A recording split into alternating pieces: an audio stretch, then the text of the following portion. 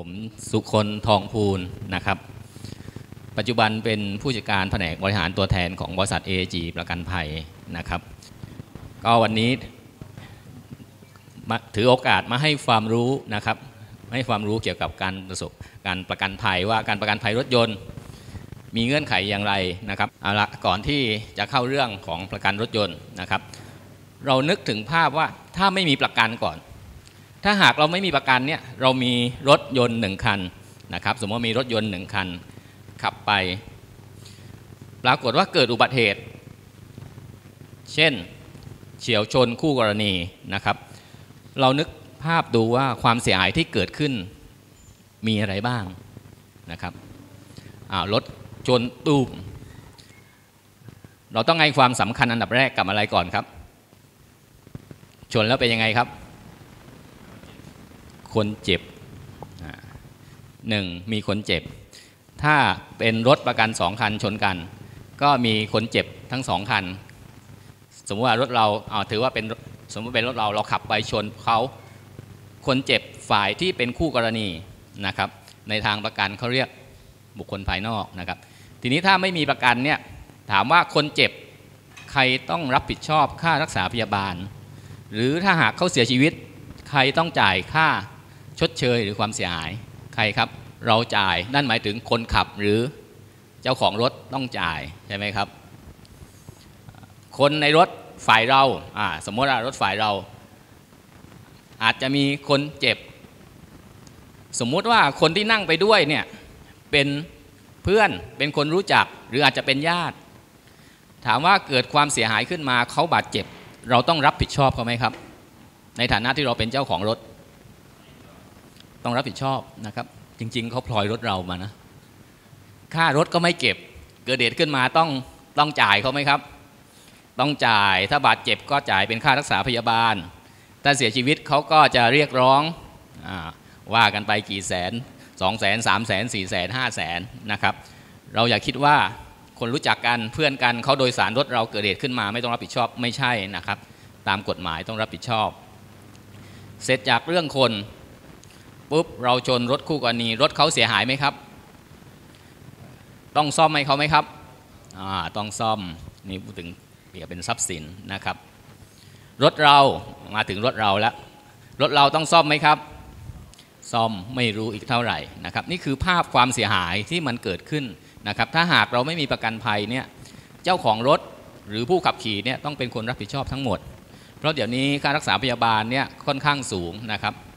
ถ้าเป็นโรงพยาบาลเอกชนเป็นไงครับเอาแค่เบาะแขนหักขาหักเท่าไหร่ครับโรงพยาบาลเอกชน100,000เอาอยู่ไหมไม่ค่อยอยู่นะครับค่ารักษาพยาบาลสูงมากนะครับหรือถ้าหากเกิดอุบัติเหตุตุ้มเราชนเสาไฟฟ้าแล้วกันไม่มีคู่กรณีถามว่าเราชนเสาไฟฟ้าเนี่ยเราต้องรับผิดชอบไหมครับจ่ายค่าเสาไฟฟ้าไหมครับเขามีเจ้าของอย่าคิดว่าเราชนแล้วรถเราพังแล้วเราไม่ต้องจ่ายนะครับต้องจ่ายแพงไหมครับเสาไฟฟ้าต้นละ 50,000 ครับบางครั้งเนี่ยมันอาจจะรุนแรงมากกว่านั้นชนเสาไฟฟ้าไปทับบ้านคนอื่นก็เรียกความเสียหายต่อเนื่องต้องรับผิดชอบไหมครับต้องรับผิดชอบนะครับความเสียหายต่อเนื่องเนี่ยมันมีเยอะนะครับทีนี้เราลองมานึกถึงว่าถ้าเราไม่มีประกันภัยเลยเนี่ยค่าใช้จ่ายเยอะมากนะครับอย่าคิดว่าเรื่องสนุกนะครับมีรถยนต์เนี่ยไม่สนุกเลยนะครับทีนี้เลยมีการทำประกันภัยขึ้นมากำหนดว่าทำไมเราถึงต้องทำประกันภัยในการทำประกันภัยเนี่ยมีประเภทใดบ้างนะครับการประกันภัยก็แบ่งเป็น2ประเภทก็คือประเภทที่1ภาคบังคับภาคบังคับหมายความว่าเขาบังคับให้ทำใช่ไหมครับคืออะไรครับพรบไม่ทำได้ไหมได้แต่ปรับ1ตำรวจตรวจ1ข้อหา1โดนปรับนะครับหรือกรณีถ้าเราไม่ทำไปต่อทะเบียนได้ไหมครับไม่ได้นี่เขาเรียกว่าภาคบังคับซึ่งเราต้องทำนะครับไม่ทำก็ไม่ได้บางคนก็ยังลักไก่อีกนะครับยังไม่ถึงวันต่อทะเบียนค่อยทำพอค่อยทำเกิดเหตุชนตูมขึ้นมามีคนเสียชีวิตไม่มีพรบเป็นยังไงครับ เดี๋ยวนี้เนี่ยชนคนเสียชีวิต1 คนเนี่ยคือชาวบ้านทั่วไปก็รู้อยู่แล้วว่าพรบเนี่ยคนละเท่าไหร่ครับเสียชีวิต 200,000ไปชนคน1 คนเนี่ยเสียชีวิตนะเขาเรียกผู้ประสบภัยจากรถ 200,000 บาทเพราะฉะนั้นถ้าไม่ทำพรบใครต้องจ่ายครับ 200,000 นี้เจ้าของรถหรือผู้ขับขี่ต้องจ่ายนี่คือเป็นความรับผิดชอบตอนนี้รัฐบาลก็เลยกำหนดออกกฎหมายขึ้นมาบังคับว่ารถทุกคันต้องมีประกันพรบนะครับรถไม่ว่าจะเป็นรถเอกชนรถส่วนราชการต้องทำไหมครับรถส่วนราชการจะทำก็ได้ไม่ทำก็ได้นะครับถ้าไม่ทำเจ้าคนขับอาจจะต้องรับผิดชอบเองนะครับแต่ถ้ารถประชาชนทั่วไปต้องทำรถอีแตนต้องทำไหมครับรถอีแตนก็ต้องทำมีอะไรอีกครับจักรยานต้องทำพรบไหมครับจักรยานไม่ต้องนะแต่ว่าถ้าเพิ่มยนต์เข้าไปจักรยานยนต์ ต้องทำคือที่มีเครื่องยนต์นะครับต้องทำประกันนั่นคือเขาเรียกภาคบังคับนะครับภาคบังคับก็คือพระราชบัญญัติคุ้มครองผู้ประสบภัยจากรถคือทุกคนที่ประสบภัยจากรถจะได้รับความคุ้มครองนะครับส่วนอันที่2ก็คือภาคเขาเรียกภาคสมัครใจนะครับภาคสมัครใจก็คือตามความสมัครใจจะทำก็ได้ไม่ทำก็ได้นะครับในภาคสมัครใจเนี่ยก็จะมีหลายประเภทนะครับจะมีตั้งแต่ประเภท1หรือบ้านเราเขาเรียกว่าชั้น1ชั้น1ชั้น2ชั้น3นะครับ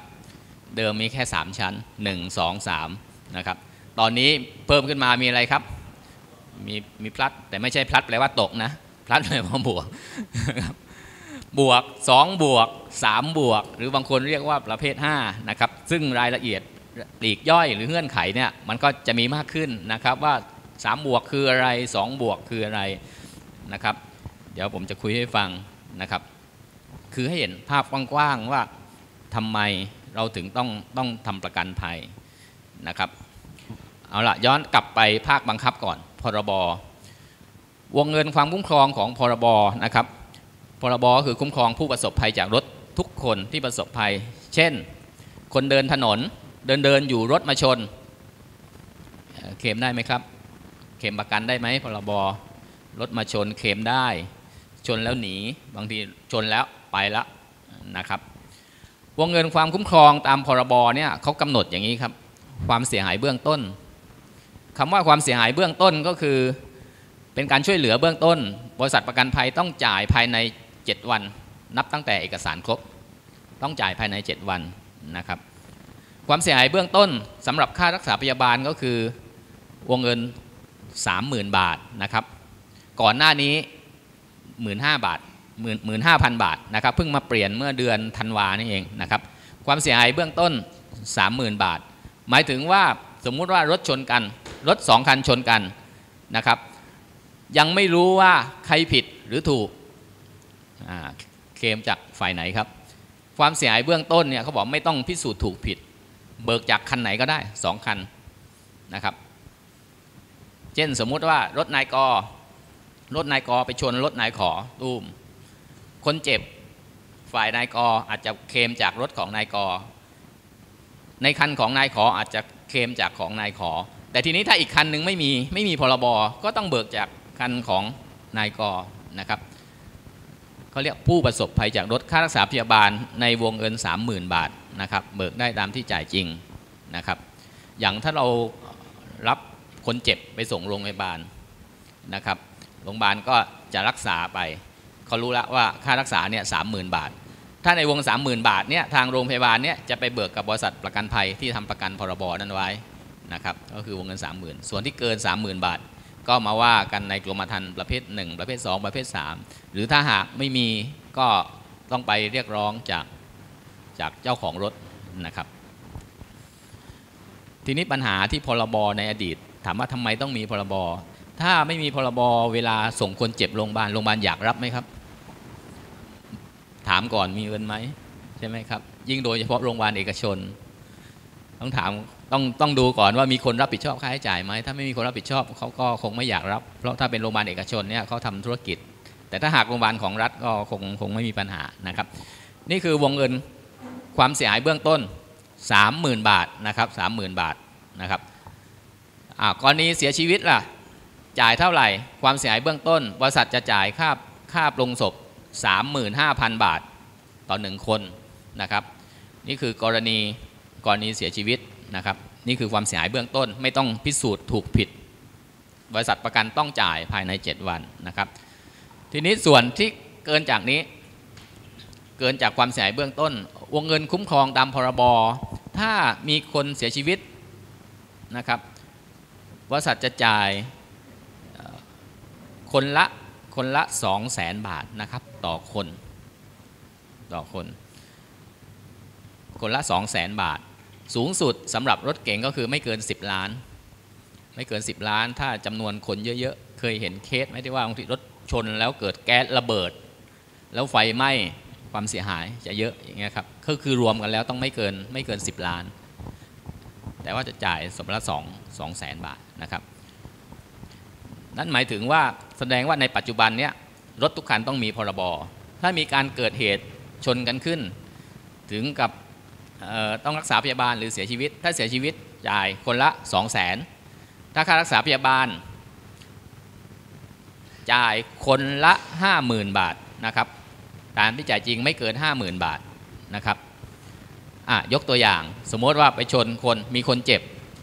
ความเสียหายเบื้องต้นตอนแรกไม่รู้ว่าใครผิดใครถูกจ่ายไปก่อน 30,000ถ้ารู้ว่าใครผิดฝ่ายไหนเป็นฝ่ายผิดต้องรับผิดชอบนะครับเพิ่มให้จนครบ 50,000 บาทนั่นคือค่ารักษาพยาบาลตามวงเงินพรบนะครับจนว่าควรจะแจ้งครับเพราะว่าบริษัทประกันภัยเนี่ยเขาจะถือหลักฐานว่าถ้ามีประจำวันมาก็คือมีหลักฐานว่าเกิดเหตุจากรถยนต์คันนี้หรือว่ารถมอเตอร์ไซค์คันนี้มันเป็นหลักฐานในการเคลมประกันนะครับถ้าไม่มีหลักฐานเนี่ยบางทีเนี่ยเพราะมันเคยมีเคสเกิดเหตุจากอย่างอื่นแล้วมาบอกว่ารถชนนะครับมันเคยมีเคสเขาก็เลยป้องกันปัญหาไว้นะครับอย่างเช่นสมัยก่อนมีเคสบางทีตกต้นไม้ไม่รู้จะทำยังไงเขาบอกว่ารถชนเอารถสักคันหนึ่งมาชน ก็เลยกำหนดว่าต้องมีการแจ้งความก่อนนะครับคำว่าจ่ายภายใน7 วันนี้ก็คือเป็นการเร่งรัดให้บริษัทประกันภัยอย่าบ่ายเบี่ยงนะครับเพราะว่าบางทีประกันเนี่ยส่วนมากเขาพูดว่าประกันนี้ชอบจ่ายช้าใช่ไหมแต่พรบเนี่ยเขาบอกบังคับเลยคุณต้องจ่ายภายใน7 วันไม่จ่ายภายใน7 วันลูกค้าไปร้องเรียนบริษัทประกันมีความผิดนะครับหรือถ้าเอกสารครบแล้วเบิกได้ภายใน7 วันไม่ต้องรอให้ศาลสั่งว่าใครผิดหรือใครถูกนะครับไม่ต้องรอถึงขั้นนั้นนะครับมีคำถามอื่นๆอีกไหมครับในเรื่องของพรบมีคุ้มครองเพิ่มเติมอีกนิดนึงนะครับสำหรับพรบกรณีนอนในโรงพยาบาลจะมีค่าชดเชยให้วันละ200 บาทเป็นเวลา20 วันก็คือรวมแล้วเป็นเงิน 4,000 บาทอันนี้เป็นค่าชดเชยนะครับถ้าเกิดต้องนอนโรงพยาบาลเนี่ยจะมีค่าชดเชยให้คืนละ200 บาทนะครับนี่คือส่วนของพรบนะครับถ้ายังนึกไม่ออกก็จะถามอะไรนะครับผมจะข้ามไปภาคสมัครใจนะครับภาคสมัครใจมีประเภท1ประเภท2ประเภท3ผมเอาที่น้อยที่สุดก่อนนะครับก็คือประเภท3หรือว่าชั้น3คือคุ้มครองอะไรบ้างนะครับก็คือคุ้มครอง1ชีวิตร่างกายของบุคคลภายนอกคำว่าชีวิตร่างกายบุคคลภายนอกนั่นคือคู่กรณีคำว่าบุคคลภายนอกตามกฎหมายนะครับคำว่าบุคคลภายนอกก็คือ1คนที่อยู่ในรถคู่กรณีถือว่าเป็นบุคคลภายนอกคนที่เดินถนนถือว่าเป็นบุคคลภายนอกไหมครับเป็นบุคคลภายนอกคนที่นั่งอยู่ในรถคันที่ทำประกันสมมติรถเราทำประกันชั้น3ไว้คนที่อยู่ในรถเราเพื่อนเราถือว่าเป็นบุคคลภายนอกไหมครับใครทราบบ้างอยู่ในรถเราคือภายในรถใช่ไหมครับแต่ตามกฎหมายเขาถือว่าเป็นบุคคลภายนอกบุคคลที่ไม่ถือว่าเป็นบุคคลภายนอกก็คือคู่สมรสบิดามารดาแล้วก็บุตรคนในครอบครัวไม่ถือว่าเป็นบุคคลภายนอกพี่น้องถือว่าเป็นบุคคลภายนอกนะครับในทางประกันภัย เพราะฉะนั้นคนที่นั่งอยู่ในรถเราถ้าไม่ใช่พ่อแม่ไม่ใช่พ่อแม่สามีภรรยาและบุตรถือว่าเป็นบุคคลภายนอกหมดนะครับทีนี้ในกรมธรรม์คุ้มครองบุคคลภายนอกเขาจะเขียนว่ายังไงส่วนใหญ่ก็เขียนว่าความรับผิดต่อชีวิตร่างกายบุคคลภายนอก1 ล้านต่อคน10 ล้านต่อครั้งหมายถึงยังไงหมายถึงว่าถ้าเกิดความเสียหายขึ้นมาเนี่ยบริษัทประกันภัยสามารถจ่ายสูงสุดได้1 ล้านต่อคนแต่ไม่ได้หมายความว่าเสียชีวิตแล้วจ่ายเลย1 ล้านไม่ใช่นะครับการพิจารณาจ่ายเขาเรียกพิจารณาตามฐานานุรูปดูว่าคนที่บาดเจ็บหรือเสียชีวิตนั้นมีอาชีพทำอะไรเป็นหัวหน้าครอบครัวไหมนะครับเป็นข้าราชการหรือว่าเป็นเจ้าของธุรกิจคือถ้าคนที่เป็นหัวหน้าครอบครัวมีความต้องรับผิดชอบครอบครัวอยู่นะครับในการเรียกร้องความเสียหายตรงเนี้ยเขาสามารถเรียกร้องได้เยอะนะครับแต่ถ้าเป็นคนที่ไม่มีงานทำว่างงานไม่มีอาชีพอย่างนี้จะเรียกร้องค่าเสียหายเนี่ยก็เรียกร้องได้ไม่สูงมาก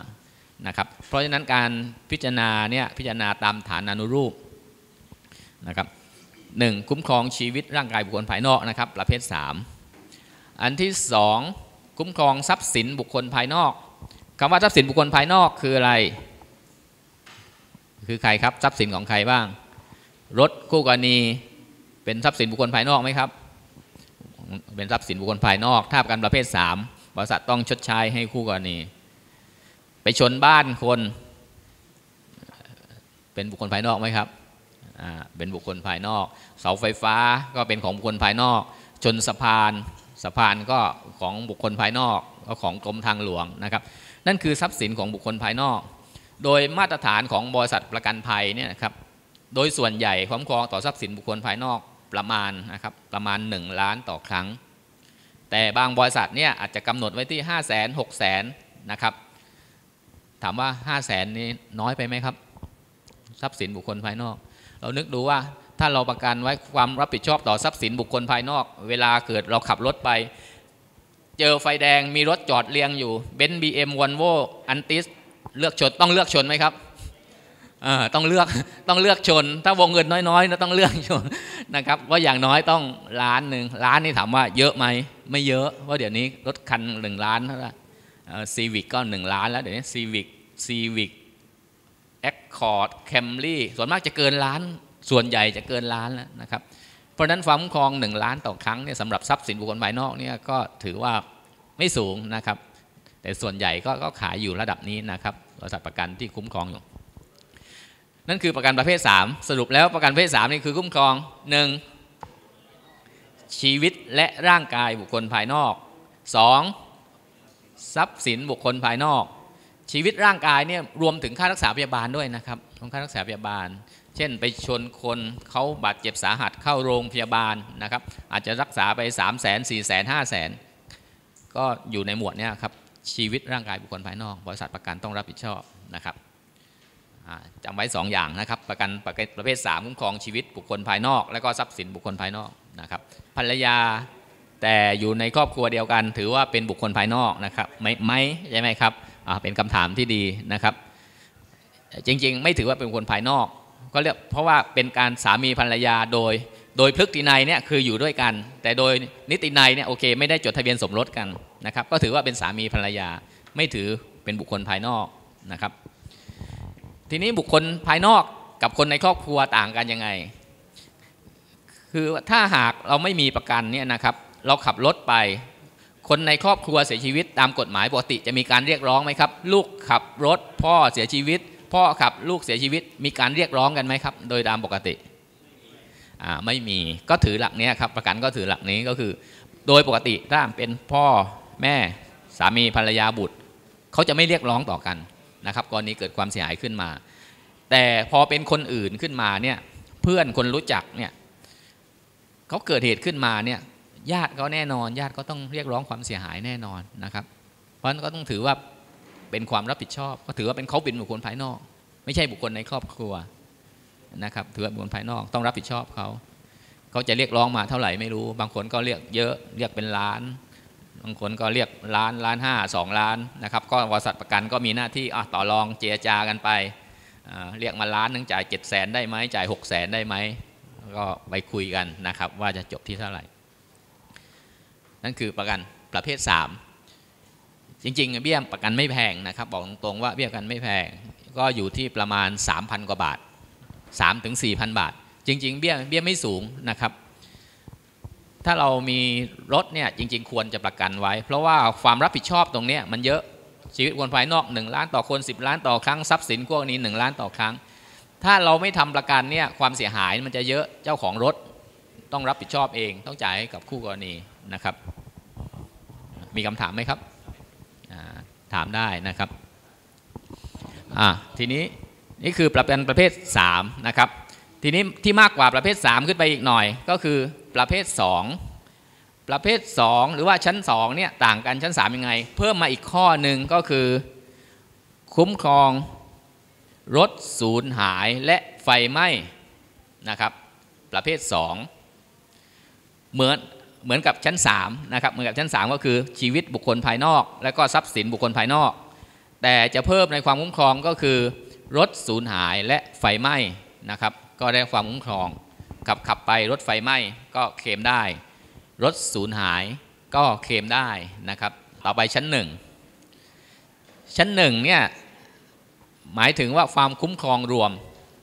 ความคุ้มครองรวมก็คือรวมทุกประเภทนะครับรวมทุกประเภทก็คือคุ้มครอง1ชีวิตร่างกายบุคคลภายนอก2ทรัพย์สินบุคคลภายนอก3รถสูญหายไฟไหม้4คุ้มครองตัวรถคันที่เอาประกันนะครับประกันชั้น1คุ้มครองรถยนต์คันที่เอาประกันด้วยนะครับไม่ว่าจะเกิดเหตุการณ์เฉียวชนหรือไฟไหม้ก็เคลมได้สูญหายเคลมได้นะครับน้ำท่วมเคลมได้ไหมครับรถประกันชั้น1น้ำท่วมเคลมได้เขาเรียกภัยธรรมชาติหรือภัยอื่นๆยกเว้นภัยสงครามยกเว้นภัยก่อการร้ายนะครับก่อการร้ายยกเว้นนะครับน้ำท่วมเคลมได้แผ่นดินไหวเคลมได้ไหมครับรถยนต์ประกันประเภท1เคลมได้นะครับโดนขูดขีดรถไปจอดฝังหน้าบ้านเพื่อนมันไส้ขีดรอบคันเคลมได้ไหมครับได้เขาเรียกภัยเจตนาร้ายนะครับนั่นคือความคุ้มครองรวมก็คือกรมธรรม์ประกันชั้น1นะครับอย่างนี้มันมี2บวก3บวก2เมื่อกี้เราพูดถึงประเภท3ก่อนประเภท3เนี่ยคุ้มครอง1ชีวิตร่างกายบุคคลภายนอก2ทรัพย์สินบุคคลภายนอกที่เพิ่มขึ้นมาที่บวกขึ้นมาก็คือคุ้มครองรถคันที่ทำประกันคือสมมติรถเราทำประกัน3บวกคุ้มครองรถเราด้วยกรณีชนรถกับรถถามว่ายานพาหนะทางบกคือยานพาหนะที่มีเครื่องยนต์ถามว่าหางพ่วงเนี่ยมันมีหัวพ่วงกับหางพ่วงรถพ่วงนึกออกไหมครับถอดหางทิ้งไว้แล้วหัวไปแล้วถามว่าเราขับรถไปชนเกิดไปชนกับหางพ่วงเนี่ยถือว่าเป็นยานพาหนะทางบกได้ไหมก็มีหางมีทะเบียนแต่ไม่มีเครื่องยนต์นะครับหางมีทะเบียนแต่ไม่มีเครื่องยนต์ประเด็นนี้ก็มีการโต้เถียงกันพอสมควรบางบริษัทบอกว่าไม่จ่ายเพราะไม่มีเครื่องยนต์นะครับแต่ตอนหลังเนี่ยก็คุยกันสรุปประเด็นออกมาว่าก็ถือว่าเป็นยานพาหนะทางบกมีทะเบียนถือว่าเป็นยานพาหนะทางบกต้องคุ้มครองครับสมมุติว่าเขาจอดอยู่เฉยๆเราไปชนรถเราประกัน3บวกก็เคลมได้ก็ถือว่าชนรถกับรถถูกไหมครับแต่ว่าถ้าเราไปชนเสาไฟฟ้าเนี่ยซ่อมรถเราไม่ได้นะครับลงข้างทางเองไม่ได้นะครับแต่ทำ3บวกเนี่ยประหยัดจริงนะครับเบี้ยประมาณ 6-7 พันเนี่ยแต่ว่าถามว่าใครกำไรบริษัทประกันกำไรครับลูกค้าโอกาสที่จะเคลมเนี่ยน้อยมากนะครับบางทีเนี่ยก็สงสารลูกค้านะครับผมเคยเจอเคสแบบนี้ลูกค้าทำประกัน3บวกไว้ขับไปที่สนามบินตอนหัวค่ำนะครับปรากฏว่ามีรถมาชนท้ายตุ้มพอชนปุ๊บรถลูกค้าเนี่ยกระเด็นไปชนรถข้างหน้านะครับด้วยความเจตนาดีว่าเขามาชนบอกพอชนปุ๊บเนี่ยคันหลังหนีเลยนะครับเขาก็หวังดีเจตนาดีขับไล่คนที่มาชนขับตามไปนะครับปรากฏว่าตามไม่ทันพอตามไม่ทันย้อนกลับมาที่เดิมจะมารับผิดชอบให้รถเก๋งคันที่อยู่ข้างหน้าปรากฏว่ารถเก๋งก็ไม่รอแล้วเพราะเขาเสียหายเล็กน้อยสรุป รถตัวเองต้องทำไงครับซ่อมเองนะครับเพราะฉะนั้นต้องให้มีคู่กรณีต้องหาคู่กรณีให้ได้คือถ้าไปหามาได้ว่ารถคันหน้าที่ไปชนเขาเนี่ยคือรถใครโอเคมันก็จบมันก็เคลมได้เคสนั้นเนี่ยซ่อมไปรู้สึกจะหลายหมื่น2-3 หมื่นเหมือนกันนะครับสวยไปเลยนะครับจริงๆถ้าไม่ขับรถตามไปก็จอดที่เกิดเหตุโอเคถือว่ามีคู่กรณีก็จบบริษัทประกันให้นะครับเพราะฉะนั้นคนที่ทำ3 บวกเนี่ยต้องระมัดระวังนิดนึงนะครับถ้าชนใครบอกอย่าเพิ่งไปอยู่เป็นเพื่อนกันก่อนอยู่เป็นคู่กรณีก่อนนะครับชนเสาไฟฟ้าไม่ได้ถ้าเป็นชั้น1ได้ถ้าเป็นชั้น1ครับอยู่ๆหล่นใส่เลยครับครับถ้าชั้น1เคลมได้ครับ3 บวกเคลมไม่ได้ถ้าเป็นชั้น1เคลมได้นะครับโดยส่วนใหญ่เนี่ยเสาไฟฟ้าล้มจะมีเหตุจากภัยธรรมชาติเช่นลมพายุลมพัดลมแรงๆเนี่ยโอเคนะครับหรือติดตั้งไม่ดีถามว่าไปเรียกร้องจากการไฟฟ้าได้ไหมผมว่าน่าจะยากนะน่าจะยากนอกจากว่าเขาการไฟฟ้าถ้าพิสูจน์แล้วว่าเป็นความบกพร่องของการไฟฟ้าที่ติดตั้งไม่ดีแล้วทำให้ล้มมาโดนรถเราอันนั้นอาจจะฟ้องได้ก็ไปฟ้องก็ไปต่อสู้กันในชั้นศาลนะครับครับนี่คืออะไรครับให้ดูตัวอย่างกรมธรรม์ตารางกรมธรรม์ประกันคุ้มครองภัยจากรถเอาสดๆแล้วกันนะครับเป็นตัวอย่างช่องซ้ายสุดเนี่ยครับกลางๆซ้ายสุดเขาจะเขียนว่าคุ้มครองชีวิตร่างกายบุคคลภายนอก1 ล้านต่อคน10 ล้านต่อครั้งคุ้มครองทรัพย์สินบุคคลภายนอก5 ล้านต่อครั้งนะครับช่องกลางความเสียหายต่อตัวรถไม่มีแสดงว่ากรมธรรม์นี้ก็คือประกันประเภท3คุ้มครอง2 อย่างนะครับก็คือ1ชีวิตร่างกายบุคคลภายนอก1 ล้านต่อคนนั่นหมายถึงว่าถ้าเราไปชนคนเนี่ย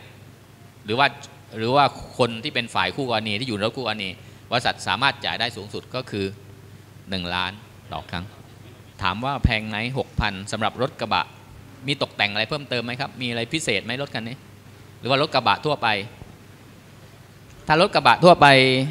6,000 กว่าบาทเนี่ยอาจจะสูงหน่อยเป็นรถอะไรนะครับรถพยาบาล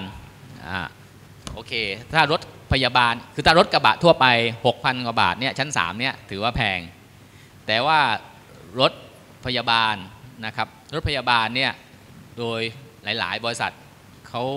อาจจะไม่รับหรือว่าเขาพิจารณาว่าเป็นความเสี่ยงภัยที่มันสูงขึ้นนะครับเพราะฉะนั้นเบี้ยเนี่ยต้องคิดสูงนะครับกระบะธรรมดาก็ประมาณ 4,000 กว่าบาทครับ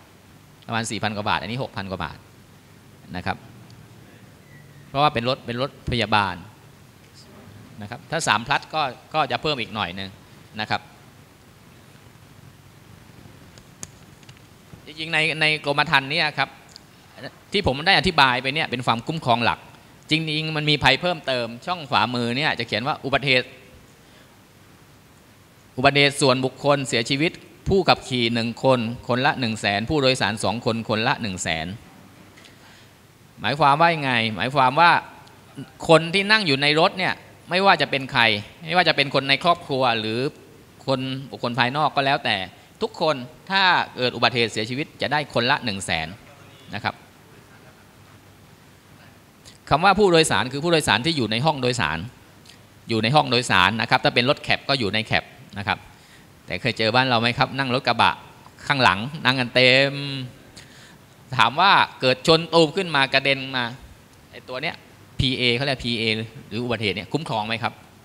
ไม่คุ้มครองนะครับไม่คุ้มครองเฉพาะคนที่อยู่ในโดยสารอยู่ในรถเพราะฉะนั้นกระเด็นออกนอกรถก็รีบเอายัดเข้าไปข้างใน นี่มันเป็นรถตู้ถ้าตู้พยาบาลอยู่ในตู้ครับเป็นรถต่อตู้เป็นห้องพยาบาลก็ถือว่าอยู่ในห้องโดยสารจริงๆก็ถืออยู่ห้องโดยสารคือถ้ารถกระบะที่ต่อหลังคาไฟเบอร์หรือต่อตู้เนี่ยก็ถือว่าอยู่ห้องโดยสารคุ้มครองแต่ถ้าอยู่กระบะธรรมดาอยู่ท้ายกระบะเนี่ยไม่คุ้มครองครับถ้ากระบะมีหลังคา ก็ถือว่าอยู่ในห้องโดยสารคือการจดทะเบียนอย่างนี้ครับรถกระบะเนี่ยมันมีรหัสเขาเรียกรหัส320รถบรรทุกไม่เกิน3ตันนั่นก็คือรถกระบะทั่วไปนะครับทีนี้บางกรณีเนี่ยรถกระบะมาใส่หลังคาไฟเบอร์และจดทะเบียนเป็นถ้าสมัยก่อนเขาเรียกจดทะเบียนเป็นมอม้าเป็นรถนั่งไม่เกิน12ที่นั่งเพราะฉะนั้นคนที่อยู่ตอนหลังก็คือเป็นผู้โดยสารค่าทะเบียนเพิ่มด้วยครับมันต้องดูว่าเราจดแบบไหนนะครับคือถ้าใส่หลังคาไฟเบอร์ต่อเติมเข้าไปเนี่ยก็ถือว่าอยู่ในห้องโดยสารนะครับจริงๆกับในการจดทะเบียนรถเนี่ยก็เป็นจดทะเบียนเป็นรถโดยสารไม่เกินกี่ที่นั่งก็ระบุไปไม่เกิน11ที่นั่งไม่เกิน12ที่นั่งนะครับครับถามว่าแล้วอย่างนี้ PA คุ้มครองไหมคุ้มครองครับคุ้มครองให้เพราะถือว่าอยู่ในห้องโดยสารนะครับยกตัวอย่างสมมุติว่าผู้โดยสารในรถนะครับมีทั้งพรบมีทั้งประเภท3ผู้โดยสารอยู่ในรถเกิดเสียชีวิตขึ้นมาจากอุบัติเหตุนะครับเขาจะได้เท่าไหร่อันดับแรกก็คือพรบก่อนเท่าไหร่ครับพรบ200,000นะครับอันดับแรกก่อนพรบได้200,000ปุ๊บมาดูหัวข้อต่อไปเขาเรียกอุบัติเหตุสำหรับผู้โดยสารในรถคนขับ1ผู้โดยสาร2คนก็คือจะได้อีกคนละ100,000นะครับเมื่อกี้ได้200,000แล้วอันนี้100,000ก็เป็น300,000ปุ๊บถามว่าพอไหมไม่พอญาติเขาเรียกมากกว่านี้สมมติว่าเขาเรียกมา1,500,000โอเคอันนี้จ่ายไปแล้ว300,000ขาดอีก1,200,000บริษัทก็เจรจาตกลงบริษัทจ่ายได้สูงสุดก็คือ1 ล้านตามหัวข้อที่1ชีวิตร่างกายบุคคลภายนอก1 ล้านเอาจ่าย1,300,000จบไหมถ้าจบก็จบไปถ้าไม่จบส่วนเกินจากนั้นใครจ่ายครับเจ้าของรถนี่ช่วยไม่ได้นะครับเจ้าของรถหรือคนขับต้องจ่ายเพราะว่าถือว่าโอเค1,300,000นี่ก็พอสมควรนะครับแต่โดยส่วนใหญ่นะก็ไม่ถึงครับโดยทั่วไปจะจ่ายกันอยู่ที่ประมาณ500,000คือขั้นต่ำคืออย่างนี้ถ้ารถชนมีคนเสียชีวิตขั้นต่ำถามว่าทำไม500,000พรบก็200,000แล้วกรมธรรม์หลักไม่ว่าเป็นประเภท1ประเภท2ประเภท3ขั้นต่ำเนี่ยประมาณ200,000ถึง300,000ก็คือ500,000ก็คือได้แน่คือประมาณ500,000ขั้นต่ำแต่บางทีก็อาจจะเรียกร้องอาจจะขึ้นเป็น700,000 800,000 900,000นะครับดูเป็นคนๆไปนะครับนี่เป็นตัวอย่างนะครับเป็นตัวอย่างนะครับใช้เพื่อการพาณิชย์คืออย่างนี้คือเขาเวลาแยกคำนวณเบี้ยประกันเนี่ยจะถูกจะแพงเนี่ยขึ้นอยู่ประเภทใช้รถคือถ้ารถส่วนบุคคลหรือรถส่วนตัวเนี่ยเวลาคำนวณอัตราเบี้ยประกันเนี่ยจะถูกกว่าจะจ่ายเบี้ยประกันในอัตราที่ถูกกว่าแต่ถ้ารถที่จดทะเบียนเป็นนิติบุคคลหรือใช้ในกิจการต่างๆเนี่ยเขาใช้เพื่อการพาณิชย์ในเชิงพาณิชย์เบี้ยประกันมันจะแพงกว่าเขาถือว่ามีความเสี่ยงภัยสูงกว่านะครับตรงนี้มันจะมีผลกับเบี้ยประกันผมยกตัวอย่างเช่นรถเก๋งถ้าใช้ส่วนตัวเนี่ยถ้าจะทำให้เบี้ยประกันถูกลงมาเนี่ยก็มีวิธีการก็คือระบุผู้ขับขี่เช่นเราบอกว่ารถเราไม่ค่อยใช้เฉพาะ2คนสามีภรรยาก็ซื้อประกันแบบระบุผู้ขับขี่ก็จะได้ส่วนลดเบี้ยประกันส่วนลดเบี้ยประกันก็ตั้งแต่ 10% 15% 20% นะครับคือตอนที่ออกมาใหม่ๆเนี่ยคนอายุ36ถึง50ปีมันจะมีช่วงอายุถ้า25ถึง35ปีลด 10% 36ถึง50ลด 20% เกิน50ลด 15% ปรากฏว่าผ่านไป2ปีสถิติมันเปลี่ยนคนที่เกิดอุบัติเหตุมากก็คือคนที่อายุโอเควัยรุ่นเนี่ยมากสุดรองลงมาก็คือ36ถึง50ปีคนเกิน50ปีเนี่ยอุบัติเหตุน้อยที่สุดน่าจะเป็นเพราะอะไรครับ1ไม่ค่อยได้ขับนานๆออกจากบ้านทักทีใช่ไหมครับต้องเราขับเท่านั้นหรือไม่คนอื่นไปขับก็ได้แต่มันมีเงื่อนไขเพิ่มเติมต้องเขาเรียกมี excess หรือความเสียหายส่วนแรกเข้ามาเกี่ยวข้องคือถ้าความเสียหายเขาเรียก excess ประมาณ 6,000 บาทคือถ้าเราไปชนคนอื่นเนี่ยโอเคคือถ้าเราไปเกิดเหตุชนเนี่ยซ่อมรถเราเนี่ยเรามี excess 6,000 บาทคือเราต้องจ่าย 6,000 บาทเช่นสมมติเสียหาย100,000เราจ่าย 6,000 ก็100,000หักออก 6,000 แรกที่เราต้องจ่ายส่วนเกินจากนั้นบริษัทจ่ายทั้งหมด ไม่ใช่ว่าเคลมไม่ได้เคลมได้ครับแต่ว่ามีเงื่อนไขเพิ่มเติมขึ้นมานะครับถามว่าคำถามดีมากนะครับถามว่าจำเป็นต้องมีใบขับขี่ไหมอย่างนี้ครับคำว่ามีใบขับขี่เนี่ยจะเป็นข้อยกเว้นเฉพาะกรณีรถที่ประกันประเภทหนึ่ง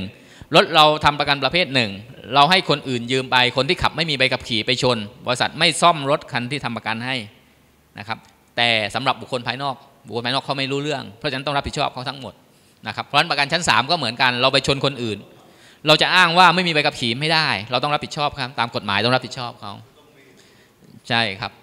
แต่ว่าถ้าเป็นชั้น1ถ้ารถเรานะครับคนขับต้องมีใบขับขี่เพราะฉะนั้นถึงแม้เราประกันชั้น1ระวังนะครับเพื่อนยืมรถไปต้องถามก่อนมีใบขับขี่หรือเปล่าสำคัญนะครับก็จะไม่คุ้มครองรถเรากรณี1ไม่มีใบขับขี่2เมาและขับคำว่าเมาถ้าตามพระราชบัญญัติจราจรเนี่ยมีแอลกอฮอล์ในเลือดเกินกว่าเท่าไหร่ครับ50 มิลลิกรัมใช่ไหมครับตามกฎหมายจราจรแต่ประกันเนี่ยให้ถึง150 มิลลิกรัมถ้าเกิน150 มิลลิกรัมถึงจะปฏิเสธเคลมไม่จ่ายให้เมาได้มากกว่า เขาล้มใส่รถเราและทำให้รถเราเสียแหวนใช่ไหมโอ้สงสัยแหวนเพชรแน่เลย การนี้แหวนเพชรมาโดนรถเราถามว่าเคลมได้ไหมเราประกันชั้น1นะชั้น1เนี่ยประกันซ่อมรถเราให้แต่บริษัทจะไปเรียกร้องคนที่มาทำให้รถเราเสียหายครับเขาเป็นลม ก็ต้องพิสูจน์ครับโอเคเขาเป็นลมอาจจะคืออย่างนี้ครับบริษัทเนี่ยประกันชั้น1บริษัทต้องจ่ายให้ก่อนเป็นหน้าที่ของบริษัทจะไปเรียกร้องจากคนที่มาทำให้เกิดความเสียหายจะได้หรือไ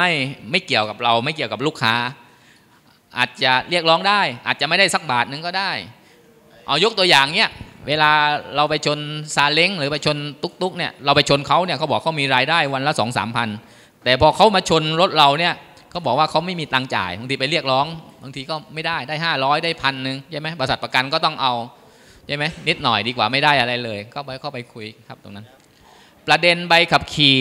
กับประเด็นเมานะครับถ้าพรบนี่ต้องจ่ายนะครับไม่ได้เป็นข้อยกเว้นทุกกรณีครับความคุ้มครองจักรยานยนต์คุ้มครองพรบเหมือนกันครับเหมือนกันแต่วงเงินสูงสุดจักรยานยนต์จะเป็น5 ล้านนะครับต่อคนเท่ากันเหมือนกันเหมือนรถยนต์ครับรถยนต์นะครับถามอะไรนะครับเมื่อกี้ถามว่าซาเล้งนั่งอยู่10 คนเนี่ยครับเกิดเหตุขึ้นมาฟ้องขึ้นมาพรบเคลมได้ไหมเคลมได้หมดครับพรบไม่ว่านั่งส่วนไหนอย่างเช่นรถกระบะเนี่ยนะเรานั่งหลังคานั่งใต้ท้องนั่งตรงไหนก็แล้วแต่เพราะว่าในกรมธรรม์เขาเขียนว่าผู้ประสบภัยอย่างรถนะครับได้หมดนะครับได้หมดไม่มีใบขับขี่ก็ได้ครับพรบได้ครับไม่มีข้อยกเว้น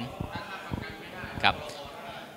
แต่ว่าถ้าประกันชั้น1ไม่มีใบขับขี่ไม่ซ่อมรถคันที่เอาประกันให้นะครับ